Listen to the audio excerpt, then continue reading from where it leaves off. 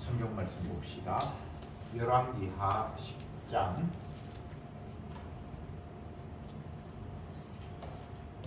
1절부터 14절까지 보도록 하겠습니다. 1절에 아합의 아들 70인이 사마리아에 있는지라 예후가 편지들을 써서 사마리아에 보내어 이스라엘 방백 곧 장로들과 아합의 여러 아들을 교육하는 자들에게 전하니 일렀으되 너희 주의 아들들이 너희와 함께 있고 또 병거와 말과 견고한 승과 병기가 너희에게 있으니 이 편지가 너희에게 이르거든 너희 주의 아들들 중에서 가장 어질고 정직한 자를 택하여 그 아비의 위에 두고 너희 주의 집을 위하여 싸우라 하였더라. 저희가 심히 들어하여 가로되 누가 저를 당치 못하였거든 우리가 어찌 당하려 하고 국내 대신과 부윤과 장로들과 왕자를 교육하는 자들이 예후에게 말을 전하여 가로되 우리는 당신의 종이라 무릇 명하는 것을 우리가 행하고 아무 사람이든지 왕으로 세우지 아니하리니 당신의 속에는 좋은 대로 행하라 한지라.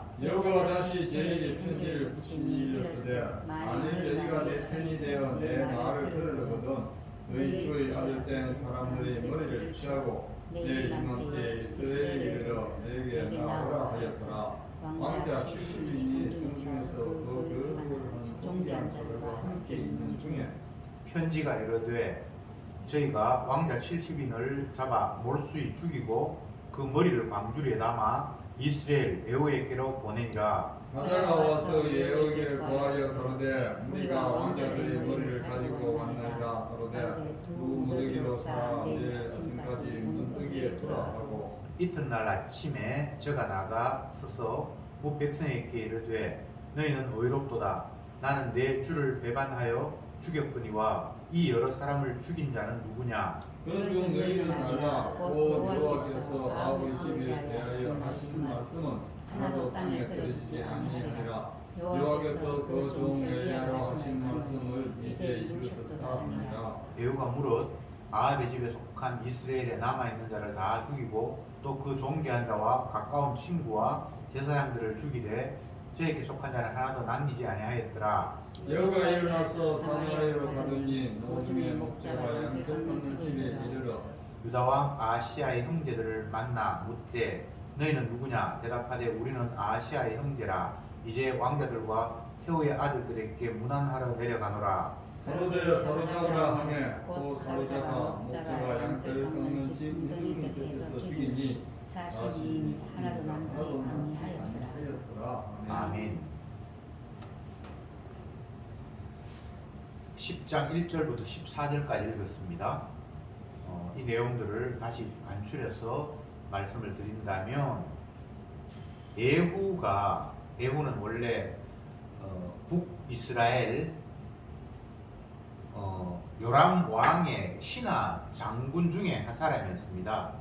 그런데 엘리사 선지자의 생도가 그에게 하나님의 뜻에 따라서 찾아가서 그의 머리에 기름을 붓고 네가 이스라엘의 왕이 될 것이다 라고 말씀을 함으로 말미암아 그가 요람을 죽이고 또 그뿐만 아니라 그의 일족 전체를 죽이는 그런 이야기가 오늘 본문에 기록이 되어 있습니다.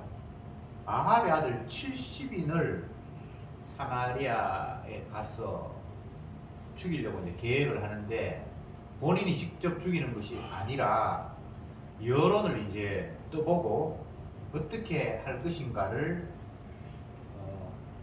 그 왕자들을 돌보고 있는 그런 사람들에게 넌저시 죽이도록 압력을 가하는 그런 식으로 일이 진행이 되었습니다. 1절에 보면 아합의 아들 70인이 사마리아에 있는지라 이렇게 되어 있죠. 그러니까 아합의 아들이라고 하니까 다 아들이라기보다는 손자들, 자손들, 후손들 전체들이 왕족들이 약 70여 명이 사마리아 성 수도에 거주하고 있는데 그들을 아마 보살피고 교육하는 따로 기관들이 있었던가 보죠. 그래서 먼저 그 사람들에게 예후가 편지로 지금 북이스라엘의 왕 요람은 죽어버렸으니까 그 아합의 손자들 가운데 똑똑한 사람 한 사람, 능력 있는 사람을 세워서 북이스라엘의 왕으로 세우고 너희들도 그 사람 밑에 충성하라, 이런 식으로 넌저시 마음을 뜨보기 위해서 이제 편지를 보냈습니다. 그래서 그 편지를 받은 왕자들을 돌보는, 왕의 후손들을 돌보는 그 방백이나 장관들이, 아니 이 사람이 예후가 우리의 왕도 죽이고 남쪽 왕도 죽였다고 하는데 괜히 이 사람 가운데 한 사람을 왕으로 세웠다가는 큰일 날 거다 싶어서 오히려 다시 편지를 보내면서 우리는 당신의 뜻을 따르지 함부로 우리가 누구를 왕으로 세우지는 않겠습니다 라고 하니까 이제야 예후가 됐다 싶어서 다시 편지를 보내면서 아합의 후손들 70명을 다 죽여서 목을 내한테 보내라. 그렇게 해서 결국은 70명이 다 죽임을 당하고 목을 예후에게 보내니까 예후가 이제 드디어 내 뜻대로 내 세상이 되었다 하면서 백성들을 불러 모아놓고 이 상황이 어떻게 해서 벌어졌는가를 설명을 합니다. 내가 아합의 아들 왕이었던 요람을 죽여서 나는 왕을 죽인 완악한 자다. 그런데 그 왕의 후손들 70명을 죽인 사람들은 너희들 아니냐, 이렇게 이야기하면서 이 모든 일들이 하나님께서 엘리야 선자에게 예언하신 말씀이 성취된 것이기 때문에 누구를 뭐 죽였다고 해서 살인자라고 몰거나 내가 왕을 죽였다고 해서 나를 반역자라고 몰거나 이런 식은 안 된다라는 식으로, 이게 하나님의 예언한 대로 지금 된 거다라는 식으로 이야기를 했고, 그리고 또 길을 가다가 남쪽에서 이 북쪽으로 문안으로 온 어떤 그쪽 왕자들, 왕의 형제들 또 42명을 죽였다라고 오늘 본문이 기록하고 있습니다. 살해 사건. 지금 처음에는 72명. 70. 이것은 72명 맞죠? 70. 70명. 죄송합니다. 70명. 이것은 아합의 자손들. 그 다음에 42명. 이거는 아하시아의 그 일족들. 이 사람이 예후에 의해서 다 처단되었다라는 이야기를 오늘 본문이 하고 있습니다. 우리가 성경을 읽으면서 당황스러운 부분들이 이런 부분이에요. 성경은 하나님의 말씀이고 주님의 뜻인데 누구가 누구를 살해하고 죽이는 이런 이야기들을 기록하면서 도대체 이 상황을 어떻게 이해해야 할까라는 그런 궁금증이 생깁니다. 이렇게 비참하게 사람 죽이는 일을 성경에 왜 기록해 놓았을까? 말이 쉬워서 그렇지 70인을 죽이고 42명을 죽이고 엄청난 일이잖아요.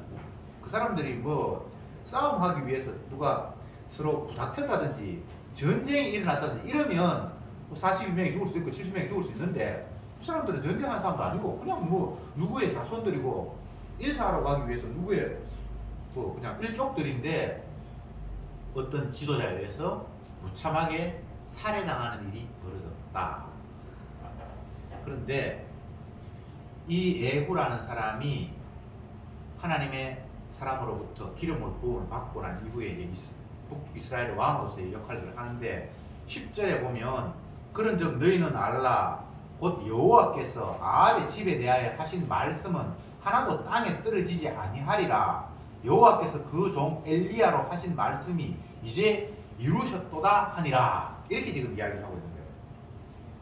그래서 이 예후는 살인을 저질렀어요. 누구를 죽이라고 명령을 했고 완악한 살인자인데 그 사태를 어떻게 이해하는가 하면 이것은 여호와 하나님께서 아합의 집에 대해서 예언하신 말씀이 지금 이루어진 거다. 내가 개인적으로 누구를 미워해서 죽이고 말고 이런 식으로 이 사태를 이해하지 말라는 겁니다. 이게 성경의 핵심이에요. 그러면 하나님께서 엘리야 선자에게 예언하신 말씀을 한번 찾아봅시다. 열왕기 3 21장 17절부터 제가 몇 절 읽어볼게요. 여호와의 말씀이 디셉 사람 엘리야에게 임하여 가라사대 너는 일어나 내려가서 사마리아에 거하는 이스라엘 왕 아합을 만나라. 저가 나봇의 포도원을 취하러 그리로 내려갔나니 너는 저에게 말하여 이르기를 여호와의 말씀이 네가 죽이고 또 빼앗았느냐 하셨다 하고 또 저에게 이르되 여호와의 말씀에 개들이 나봇의 피를 핥는 곳에서 개들이 네 피 곧 네 몸의 피도 핥으려 하셨느니라.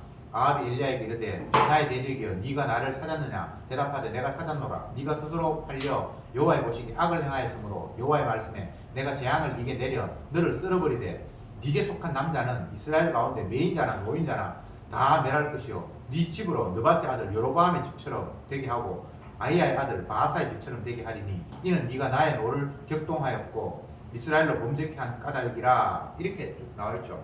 그러니까 지금 이 상황은 아합 왕이 나봇의 포도원을 강제로 빼앗았고 나봇을 아내의 지시에 따라서 죽이고 그 포도원이 이제 내 거다 하면서 기분 좋아하는 그때에 하나님이 선지자 엘리야를 보내서 네가 하나님의 종이 자기 가문을 지키기 위해서 했던 것들을 무시하고 죽였지. 그것도 그의 포도밭 네가 빼앗고자 하는 그 포도밭에서 그를 못 베어 죽였지.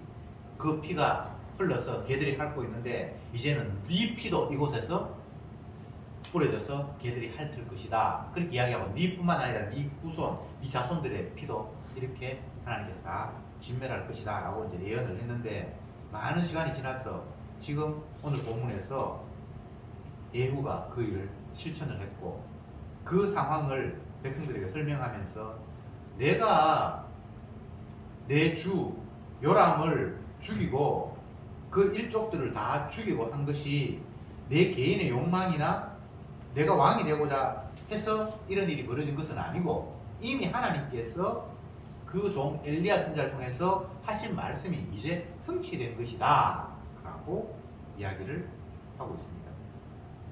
하나님이 이것 때문에 이 일을 벌렸다는 거예요. 그리고 예후의 말이 거짓말이 아니고 사실이에요. 왜 성경은 살인 이야기, 뭐 지저분한 이야기까지 다 포함해서 기록하고 있는가? 근데 이 지저분한 이야기가 지저분한 이야기라고 우리가 이해하면 안 되고요. 하나님이 말씀하신 것은 반드시 성취된다라는 차원에서 이런 말씀을 보면 틀림이 없어요. 멸망할 자 멸망하고 용서받고 구원 얻을 자 또 그대로 되고 이게 하나님의 약속대로 다 되는 거예요. 예수님께서 이 땅에 오셔서 하신 말씀 가운데 놀라운 약속을 던졌죠.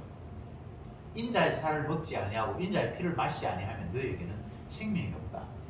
굉장히 독특한 이야기를 하셨어요. 구약의 어떤 선자도 말하지 않은 그런 이야기를 예수님이 하셨어요. 이게 아버지의 뜻이다. 자기 자신의 살을 먹어야 되고 자기 자신의 피를 마셔야만 그 사람이 생명을 얻는다. 이게 약속이에요. 우리는 신약의 그 예수님의 약속을 얼마나 그것이 대단하고 놀라운가를 보여주기 위해서 그 전에 하나님의 약속들을 지금 살펴보고 있는 거예요. 하나님은 자기 약속대로 실천하시는 분입니다. 여호와 하나님은 자기가 내뱉은 이야기들을 스스로 취소하거나 집어삼키는 법이 없다고 말씀하셨습니다. 그러니까 이 성경을 보면서 하나님이 약속하셨지. 그런데 봐, 약속대로 됐잖아. 이 이야기를 하면서 놀라워하고 있는 거예요. 이게 그냥 단순한 문제가 아니라는 거예요.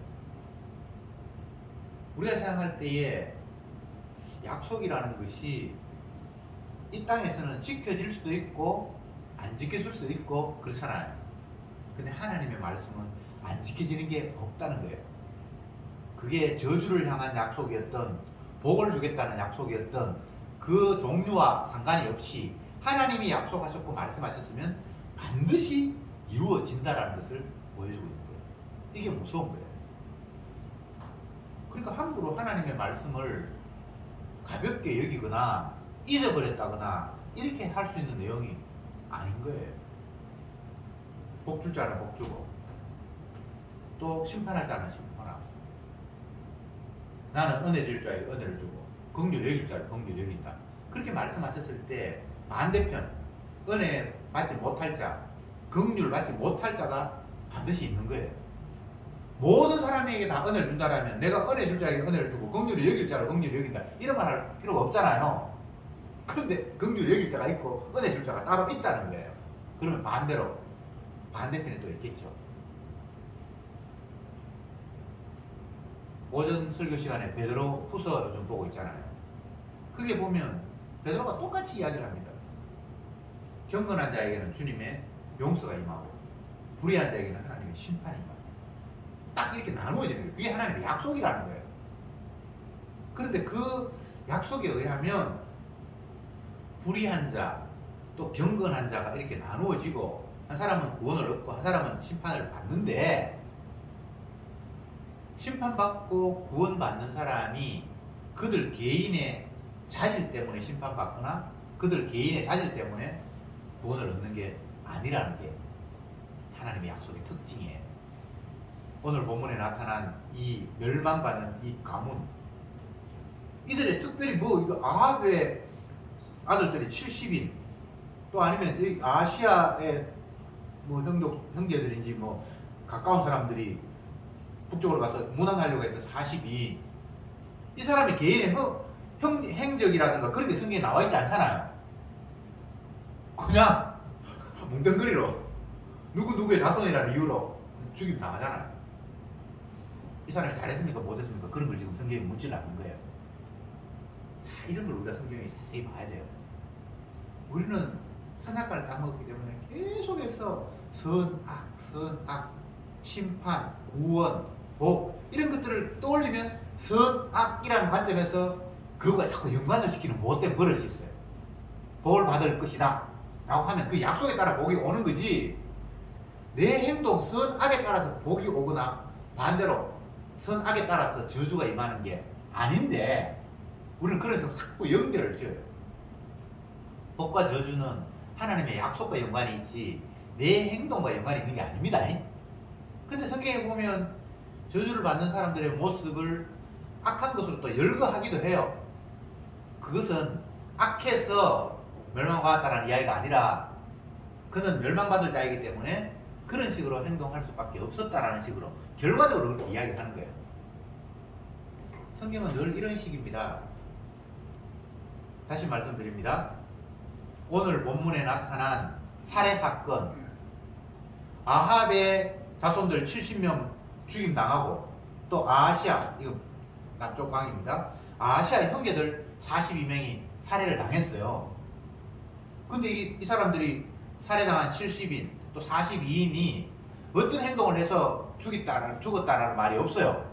그들이 뭐 착한지 나쁜지 뭐 악한지 뭐 부동산 투기를 했는지 뭐 그런 이야기가 아무것도 없고 누구의 자손이라는 이유 때문에 누구의 형제라는 이유 때문에 그냥 살해를 당했다 이 말이에요. 이걸 우리가 주목해 봐야 된다는 거예요. 제가 이 모든 구약의 약속들은 궁극적으로 신약에 예수님의 약속을 보여주는 장면인데 그게 얼마나 하나님의 장차 오실 예수님의 약속이 얼마나 절대적인가를 보여주기 위해서 미리 구약에서 하나님의 약속들을 이렇게 시행했었다는 걸 보여주는 차원에서 구약은 기록되어 있는데 신약에서 요한복음 6장 예수님이 새로운 약속을 던지잖아요. 내 살을 먹지 아니하고 내 피를 마시지 아니하면 그 사람에게는 생명이 없다. 이게 참 놀라운 거잖아요. 그 당시 그 말을 들어야 했던 유대인들의 입장에서는 정말 생소한 이야기잖아요. 그냥 모세에게 주셨던 하나님의 뜻, 율법을 지키면 복을 받고 못 지키면 저주를 받고 그 지키면 영생을 얻고 그냥 이런 식으로 생각을 했는데 하나님의 아들이라는 분이 나타나서 그런 이야기 하는 게 아니고 내 살을 먹지 아니하고 내 피를 마시지 않으면 너에게 생명이 없다 이런 식으로 새로운 약속을 던졌단 말이죠. 얼마나 이게 놀랍고 생뚱맞은 이야기예요. 그리고 육을 가진 인간이 누군가의 살을 먹고 피를 마셔야 생명을 얻는다라 이 말이 이게 우리는 신학적으로 이게 예수님의 십자가의 의미를 아니까 뭐 그렇다라고 그냥 평범하게 받아들이지만 십자가의 의미를 모르는 사람에게는 선악적인 개념만 가지고 있고 구약의 모세율법 지키면 복 받고 못 지키면 저주받는다 라는 이런 생각을 가지고 있는 사람에게 한 예수님, 육을 가진 인간 예수님이 나타나셔서 내 살을 먹고 내 피를 마시지 않으면 너희들은 저주받는다 이런 이야기를 했다는 말입니다. 이게 그냥 평범한 이야기가 아니잖아요. 굉장히 낯선 이야기고 육을 가진 인간이 도저히 수용하기가 곤란한 이야기잖아요. 차라리 이렇게 이야기하면 듣기 좋았을 거예요. 내가 하나님의 뜻을 따라서 이 땅에 왔고 하나님의 아들이다. 그리고 모세가 율법을 이야기했는데 그들이 너희들이 오해하고 있다. 이 율법은 이런 뜻이다. 그러니까 너희들이 내 말에 순종해야만 하나님의 뜻에 순종하는 것이 된다. 뭐 이런 식으로 쉽게 풀어서 이야기하면 뭐 그럴 수 있겠다 라고 생각이 되어지는데 예수님은 그런 말도 없어요. 내 살을 먹고 내 피를 마시지 아니하면 너에게 생명이 없다. 모세율법을 지켜야 되는데 모세율법을 어기면 저주받는데 예수님은 자기 살과 피를 먹지 아니하면 생명이 없다는 식으로 이야기를 했단 말이에요. 이게 믿으라는 이야기입니까? 믿지 말라는 이야기입니까? 예수님의 말씀은 믿을 수 있는 이야기가 아니에요. 이해될 수 있는 이야기가 아니에요. 그래서 결과적으로는 아버지가 내게 맡긴 생명 외에는 받아들일 수 없고 아버지가 내게 맡긴 생명은 내가 끝까지 세상 끝날까지라도 그들을 반드시 건지겠다라는 그런 주님의 자기 의지가 그게 스며 있는 이야기예요. 여러분 무슨 재주로 예수님의 살과 피를 먹고 마실 수 있습니까? 예수님의 살과 피를 누가 먹고 마셨습니까? 육의 관점에서 그런 사람 없잖아요. 근데 궁극적으로 예수님이 베드로후서 전서를 이야기하면 자기의 피 뿌림을 주실 생명이 있고 주님이 피를 흘림으로 말미암아 이미 피가 뿌려진 사람이 등장을 해버려서 이건 누가 믿고 말고 하는 그런 문제가 아니에요. 이거는 선택의 문제예요. 아버지가 내게 맡긴 생명 있잖아요. 그들은 이미 주님 십자가에서 피를 흘림으로 말미암아 보혈의 피가 그들에게 끼얹어졌고 뿌려졌고 그들은 이미 거룩한 자가 되어버렸어요. 이게 사람이 하는 일이 아닙니다. 나 예수님의 피 믿어요. 그러니까 나는 예수님의 살을 먹은 그 셈이 되지요. 인간적으로 따질 수 있는 그런 문제가 아니에요. 이래서 하나님의 선택이라는 것이 놀라운 거예요. 하나님의 선택은 인간의 선택을 개무시합니다. 이건 완전히 무시해도 보통 무시하는 게 아니에요. 어느 누가 예수님의 피를 마시고 예수님의 살을 양식으로 먹었습니까? 나중에 성찬식 하면서 그런 의미가 담기는데 그건 예수님의 해석이고 그 전에 이런 사람 없잖아요. 예수님의 살을 누가 먹어요? 베드로가 먹었습니까? 바울이 먹었습니까? 아무도 예수님의 살을 먹은 사람도 없고 피를 마신 사람도 없어요. 근데 주님이 자기 피와 자기 살을 먹고 마시지 아니하면 구원이고 영생이고 천국이고 없다. 그러니까 요 예수님의 약속은 예수님 당시에 그 말을 들었던 사람에게는 나는 천국하고는 상관이 없구나라는 식의 답이 올 뿐이에요. 아, 나는 만약 예수님의 말이 참이라면 나는 구원과 복과 영생과는 아무 상관이 없는 생명이 없다고 하면 저주 받은 사람이구나 라는 식의 답이 나올 수밖에 없어요. 물론 그걸 안 믿었으니까 그렇게 받아들이지 않았겠지만 만약에 예수님 말씀을 믿었다면 아 나는 지옥 가야 되는구나 라고 그 말씀을 받을 수밖에 없는 거예요. 그래서 성경의 말씀은 우리를 긍정하거나 우리에게 용기를 주는 그런 내용이 아니에요. 그러니까 십자가의 도가 못 믿는 사람에게는 어리석게 들립니다. 어리석은 정도가 아니라 화가 나요. 아니 구약의 수많은 선지자들은 오늘날 대제사장들 또 서기관 바리새인 그 사람들도 주님의 은혜를 받아서 하나님의 뜻을 알고 백성들을 인도하고 있다고 생각하는데 그들은 아무도 당신처럼 그렇게 이야기하지 않았어. 모세 율법을 순종하기 위해서 안식일을 지키고 할례를 행하고 뭐 11조를 하고 이렇게 순종하면 벌 받는다 이 이야기를 해야지. 어디 생뚱맞게 내 살과 피를 먹지 않으면 너에게 생명이 없다. 이게 지금 맞는 말이 되는 소리예요? 여러분은 말이 된다고 생각합니까? 이만큼 예수님 복음은 생뚱맞은 거예요. 상황도 안 맞고 뭐 옛날하고 연결해서 뭔가 접촉점이 하나도 없어요. 그러니까 예수 믿는다는 게 인간으로는 불가능한 거예요. 그 말씀을 받아들인다는 것도 불가능한 거예요. 그래서 주님께서 믿음은 내가 선물로 줘야만 이게 믿어진다. 이게 애초에 아예 못 믿는다는 거예요. 믿지 말라는 거예요. 너희들 믿을 생각하지 말라는 거예요. 다만 주님께서 택한 백성, 아버지가 예수님께 맡긴 생명, 그들이 따로 있는데 그들에게는 주님께서 선물을 주셔서 믿게 하겠다는 거예요. 처음부터까지 이거는 예수님의 온전한 작업이지, 그 해당되는 구원 얻는 당사자에게는 정말 이거는 자기하고 상관이 없는 남의 이야기예요. 다시 본문으로 돌아가서 예후는 북이스라엘의 왕이 되겠다고 한 번도 생각하거나 준비하거나 한 적이 없습니다. 자기는 왕이 될 수가 없어요. 왕이 될 쪽도 아니고, 물론 뭐 여로보암 같은 사람은 나눠져서 이쪽에서 왕이 됐지만 그 이후로 어쨌든 혈통으로 넘어가는 거잖아요. 왕이라는 게 아버지가 아들에게 왕 주고 쭉쭉 이렇게 내려가는 거잖아요. 예후는 영문도 모르게 어느 날 갑자기 젊은 그 선지자 생도가 와서 머리에 기름을 붓고 당신이 북이스라엘 왕이 될 거다. 아니 그게 무슨 말입니까? 그게 하나님의 뜻이야. 그래서 하나님의 뜻 가운데 자기는 왕이 되었고 왕을 죽였고 왕의 가문을 다 진멸해 버렸습니다. 그러면서 이거는 나 개인이 왕이 되기 위해서 이런 짓을 하는 것이 아니라 하나님께서 엘리야 선지자들을 통해서 약속하신 말씀을 응하게 하기 위해서 나도 여기에 끼어들어서 뭐 장기판의 말처럼 그렇게 일이 진행이 되었다.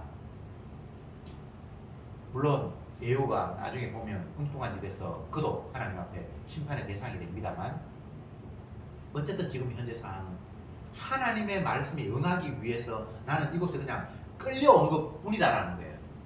내 개인의 뭐 욕망 때문에 지금 이런 일이 벌어지는 게 아니라는 거예요. 세상은 다 주님의 말씀에 따라서 움직여지도록 되어 있습니다. 비록 이방인이라 할지라도 하나님의 뜻에서 벗어나서 자기 마음대로 개인적으로 행동할 수가 없게 되어 있습니다. 이게 말씀의 세상이에요.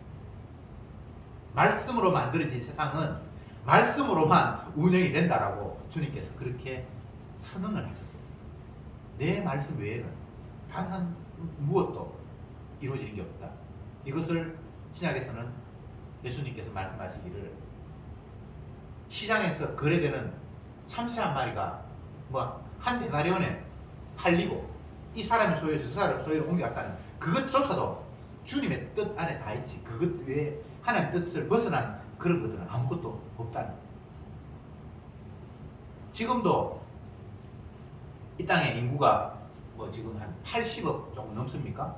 80억이 살아가는데 넓은 지역에서 물건을 사고 팔고 뭐 짜잘한 일들이 매매가 일어날 것 아닙니까? 근데 그 작은 거래, 돈 얼마 받고 누구에게 소유권이 넘어가고 그게 하나님의 허락 없이는 안 된다라고 얘기하면 어떤 건 하나님의 뜻 없이 마음대로 펼치는 게 있을 수 있겠습니까? 아무것도 없다는 이야기예요. 오늘 본문은 그 이야기를 하고 있는 거예요. 누가 죽고 죽이고, 이게 인간적인 관점에서는 저 사람이 왕이 되려고 사람을 죽였나? 뭐 그렇게 볼 수도 있겠죠. 본인의 욕심 속에서 그런 마음이 있을 수도 있겠죠. 그러나 중요한 것은 그것이 핵심이 아니라 하나님께서 자기 뜻을 이루는 일에 모든 인간들은 동원될 뿐이라는 거예요. 우리가 이런 마음을 가지면 살아가는 거죠. 신앙인이라면, 하나님의 믿음이 선물로 주어졌다면, 그래, 나의 일이라는 건 아무것도 없어. 예후가 지금 어마어마한 권력을 가지고 현재의 왕을 죽였고 왕의 일족들을 죽이라고 명령을 내렸고 사람들이 두려워서 그 명령에 순종을 했고 이 상황이 되었지만 지 개인의 어떤 위신이나 자기 목적을 위해서 이 일이 이루어짐이 아니라 하나님의 약속이 지금 성취되고 있고 이루어졌다라는 거예요. 이런 식으로 우리는 세상을 볼 줄 알아야 돼요. 근데 이게 믿음이 은혜가 아니면 이런 식으로 보는 게 불가능해요. 왕을 보살폈던 그 많은 사람들, 방백들, 교육했던 그 교육관들, 이런 사람들이 자기가 보살폈던 왕족들을 70명을 다 죽이는데 그 죽일 때는 하나님 뜻이기 때문에 죽였다 이렇게 자기들은 받아들이지 않을 거 아니에요. 권력자가 그 왕을 죽였으니까 그 일족을 다 없애려고 하는데요. 그 명령이 떨어져서 편지가 왔으니까 불안해서 그냥 자기를 죽였을 거 아니에요. 근데 세상은 그런 식으로 이해하거나 읽으면 안 되는 거예요. 나도 모르게 나는 하나님의 뜻을 이루는 일에 활용되었고 주님 나를 사용하고 계십니다. 그래서 나는 주님의 뜻을 순종할 수밖에 없고 이게 성도의 삶입니다. 내 일 아닙니다. 주님의 일이고 언약의 일입니다. 이걸 훌쩍 건너뛰어서 신약으로 넘어가면 이 세상에는 모두가 다 예수님의 일이에요. 예수님의 주대심. 그걸 다른 말로 하면 십자가의 의미들을 드러내기 위해서 이런 일도 펼쳐지고 저런 일도 일어나는 거예요. 그래서 바울은 십자가에 미친 바울, 십자가의 피로 온전히 뒤집어 씌인 바울은 하나님 이야기가 나는 예수 그리스도가 그 십자가에 못 박힌 것 외에 아무것도 알지 않기를 너희들에게 원한다. 편지를 쓰면서 그렇게 썼어요. 율법이 어떻고 뭐 안식일이 어떻고 할례가 어떻고 교회가 어떻고 또 은사를 받아서 뭐를 한 해 만에 많은 이야기가 있는데 바울이 너희들이 알기를 원하는 것은 예수님의 십자가 그것 하나 알기를 원한다. 할례고 11조고 성전이고 뭐 봉사고 기도고 그게 다 십자가 안에 담겨있는 한 파편이지 십자가를 떼놓고 나는 난지 8일 만에 할례를 내겠습니다. 그래 나는 깨끗한 자입니다. 거룩한 자입니다. 웃기고 있네. 주님께서 말씀하신 성전이고 나는 이 성전을 섬깁니다. 웃기고 있네. 그게 다 예수님의 십자가 죽음과 의미를 연결이 되어 있지 십자가 떼놓고 단독적인 의미는 아무것도 없는 거예요. 피조물이 주님의 은혜에 의해서 이 땅에 지원받아서 태어났는데 이건 예수 그리스도의 주되심을 드러내는 십자가의 의미가 어떤 것인가를 또 아니면 십자가를 믿지 못해서 저주받는 심판의 대상, 심판이 얼마나 무섭고 또 용서가 얼마나 대단한가를 보여주기 위해서 그냥 다 이 땅에 태어난 거예요. 그것 외에는 없어요. 어떤 사람은 긍휼의 그릇, 어떤 사람은 진노의 그릇으로 그걸 보여주기 위해서 하나님께서 말로 우리를 이 땅에 장기판에 말로 다 보내신 거예요. 그게 피조물이라는 거죠. 근데 이게 마귀가 자꾸 우리를 깔짝깔짝거려서 너 스스로 해야 돼. 네가 잘해야 복을 받지. 네가 잘못하니까 그런 일이 벌어졌잖아. 십자가의 의미와 상관이 없이 예수님의 의미와를 떼놓고 내 단독적으로 자꾸 뭔가 선악적인 개념으로 나를 몰아세워요. 예후의 잘못도 아니고 아합의 아들들의 잘못도 아니고 아시아의 가족이 됐는데 뭐가 잘못도 아니고 그냥 하나님이 하시는 약속을 보여주기 위해서 이들은 이렇게 죽어야 했던 거예요. 죽고 사는 게 나의 문제가 아닙니다. 주님의 문제입니다. 태어난 게 나의 문제가 아니잖아요. 내가 의도해서 이 땅에 태어난 거 아니잖아요. 그러니까 죽는 것도 내가 의도해서 죽는 게 아니거든요. 시작이 내 의지로 시작된 게 아니라면 끝도 내 의지대로 되는 게 아무것도 없어요. 그러니까 시작하신 분이 끝내잖아요. 나를 이 땅에 보내신 분이 나를 이 땅에서 데려가시거든요. 그러니까 모든 게 다 보내신 그분의 뜻에 따라 나중에 때가 되면 우리를 거두어 가시는 거예요. 주신 자도 여호와시요 취하신 자도 여호와시요. 그런데 중요한 것은 주님의 약속하신 그 내용이 성취될 때가 있어요. 때가. 그 타이밍은 우리는 몰라요. 알 필요도 없어요. 그냥 주님은 때가 되면 그 일을 이루시는 거예요. 나는 몇 년 정도 살다가 죽으면 좋겠노. 요즘은 기대치 수명이 점점 길어져서 뭐 거의 90세까지 그렇게 욕심을 사람들이 부린다고 그러는데 우리가 아무리 욕심을 부려도 우리 욕심하고 아무 상관이 없어요. 때가 돼서 주님 부르시면 우리는 아무리 많은 걸 준비했더라도 그냥 다 놓고 가야 되는 거예요. 빈손으로 와서는 빈손으로 갈 수밖에 없죠. 제가 말씀 서두에 이 성경 하나님의 거룩한 말씀, 우리가 거룩한 말씀이라고 하면 굉장히 소중하고 아름다운 이야기만 담겨 있을 것이라고 생각하는데, 오늘 본문에는 사람 죽이는 살해 이야기, 70명 죽이고 42명 죽였다는 이야기가 성경에 기록이 되어 있다. 이게 도대체 거룩한 말씀인가? 이것을 왜 성경에 기록해 놨는가? 라고 말씀 시작하면서 제가 질문했죠. 근데 이게 거룩한 이야기가 맞아요. 왜 거룩한가? 육의 관점에 생각하면 칼을 가지고 사람을 목베어서 죽이고 뭐 아무 전쟁도 아닌데 멀쩡한 사람을, 대항할 의사도 없는 사람을 죽이고 하는 일이 엄청나게 비참하고 지저분한 이야기인데, 이것은 다른 이야기가 아니라 하나님이 약속하신 것은 반드시 성취되고 이루어진다라는 차원에서의 한 조각이에요.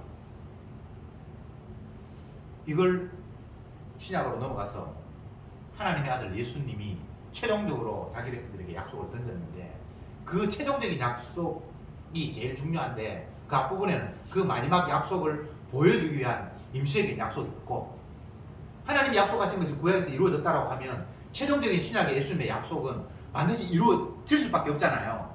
그 이야기하기 위해서, 약속이 성취된다는 걸 강조하기 위해서 계속해서 구약의 약속도 일어났고 약속이 성취되었거든요. 부분적으로 열왕기하 10장 1절부터 14절 이야기를 우리가 지금 말씀을 보고 있는데, 이 내용은 어떤 것인가 하면 아합의 가문들이 진멸될 거다. 왜? 나봇의 포도원을 강제로 빼앗아서 그에게 피를 흘렸기 때문에 하나님은 그에게 보복하시는 차원에서 너희가 반드시 똑같이 그곳에서 피가 흘려질 것이다 라고 약속을 했는데, 한참 세월이 지나서 아들, 손자에 가서 지금 그 일이 이루어졌다는 이야기를 하고 있잖아요. 그러니까 이 약속하신 하나님의 말씀은 반드시 때가 되어서 성취된다 라는 것이 이야기인데, 이 약속의 최종적인 모습은 하나님의 아들 예수님이 던진 약속, 내 살을 먹지 아니하고 내 피를 마시지 아니하면 너에게 생명이 없다, 이 약속으로 연결된단 말이에요. 앞에 약속이 이루어졌으면 뒤에 약속이 이루어질까요? 안 이루어질까요? 이루어져야 맞죠. 그 이야기 하기 위해서 앞에 수많은 약속을 하셨다고요. 예수님 살을 먹고 예수님 피를 마시고, 우리가 할 수 있는 일입니까? 못하죠. 근데 주님은 자기 택한 백성에게 당신의 살을 주어 먹게 하고 당신의 피를 주어 마시게 함으로 말미암아 자기 생명, 자기 백성, 영생 얻을 생명으로 만드시는 거예요. 결과적으로 우리는 주님의 약속을 실천할 능력도 의지도 없습니다. 그런데 주님은 자기 약속을 자기가 던져놓고 스스로 실행하시는 분입니다. 그래서 구원 얻을 백성들이 생기는 거예요. 그게 핏부림을 위하여 선택받은 하나님의 자녀예요. 성도는 내가 어떻게 해서 믿고 내가 약속을 실천해서 구원을 얻고 이런 거 아닙니다.